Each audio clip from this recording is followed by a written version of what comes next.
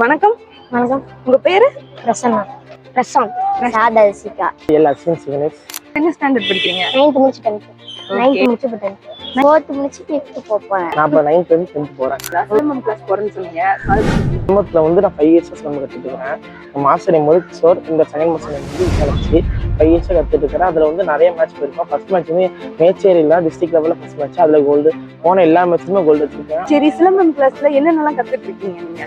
பா 16, முன்சுத்து பின்சுத்து, வாரலுட்டு, படைவீச்சு, கல்யாணி, பந்தடி, பூப்பந்து, சுருள், மான் கொம்பு, வேல் கொம்பு, கத்தி, கேடயம், ஃபயர் ஸ்டிக்கு, ரிப்பனு, தண்ணீர் பந்தம், நாகம் 16, நாகம் தாலி, ஃபைட்டிங்கு, பன்னூர் தோணக்கம், பன்னூர் போயிட்டேன்.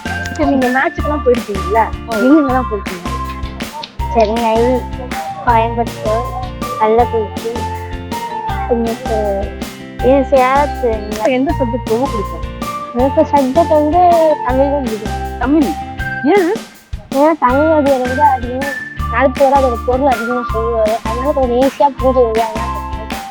Okay okay. சரி, தமிழ் சம்பந்தமா எனக்காக ஏதாச்சும் ஒரு இலக்கியம் இந்த மாதிரி சம்திங் ஏதோ தெரியும்ல உங்களுக்கு, அது ஏதாவது சொல்றீங்களா? தீனால் சுட்டப்பின் எல்லாரும் மாறாதே நாவினால் சுட்டது. அதாவது தீனால் சுட்டப்பின் அப்படின்னா தீயில சுட்டா கூட ஆறிடும், ஆனா ஒரு வார்த்தையால சொல்றது மனசுக்குள்ள நல்லா ஆழமா பதிஞ்சிடும், அதனால ஆறாது. சூப்பர். திருக்குறள் அவ்வளவு அழகா சொல்லியிருக்கீங்க. தேங்க்யூ.